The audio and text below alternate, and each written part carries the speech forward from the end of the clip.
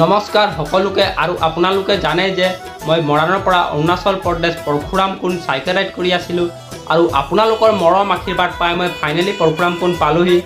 আৰু পৰশুৰাম কুণ্ডৰ ৰহস্য জবদগ্নি নামৰ এজন মণি আছিল আৰু তাইৰ এজন পত্নী আছিল।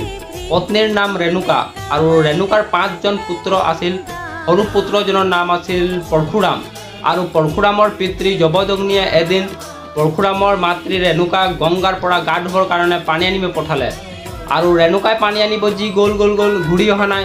জবদগ্নিয়ে ইমান দেৰি হৈছে বুলি খংগতি নিজৰ তীব্ৰ দৃষ্টি লগাই চালে যে ৰেণুকাই বোলে স্বৰ্গৰ যি গন্ধৰ্বসকলৰ গা ধোৱাৰ দৃশ্য চাই আত্মৰ বিভোৰ হৈ আছে বোলে ৰেণুকা।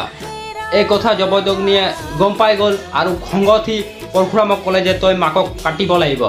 তেতিয়া পৰশুৰামে ভয়ত কঁপি উঠিছে যে পিতৃয়ে মোক ইমান ডাঙৰ এটা কথা কৈ দিলে, মাকক কাটিব কৈছে। ই ভয়ত পূৰা কঁপি উঠিছে।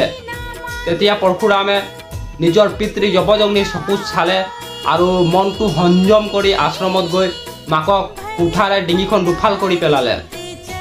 আৰু পৰশুৰামৰ হাতৰ পৰা কুঠাৰখন এৰ খোৱা নাছিল, কাৰণ পৰশুৰামে মাতৃ হত্যা মহাপাপত ভিতৰি পূৰা জ্বলি উঠিছিল।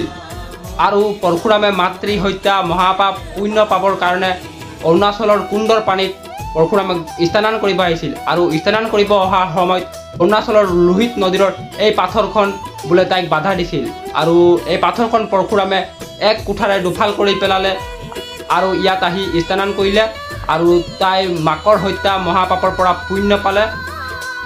আৰু তেতিয়াৰ পৰা এই অৰুণাচলৰ এই ঠাইক পৰশুৰাম কুণ্ড বুলি জানিলে। আৰু লাইফত এবাৰ হ'লেও যাব লাগে, কাৰণ কিবা পাপ আছে যদি তাত গা ধুলে বোলে পুণ্য হয়। এইটো সত্য কথা, চবেই মানি লয়।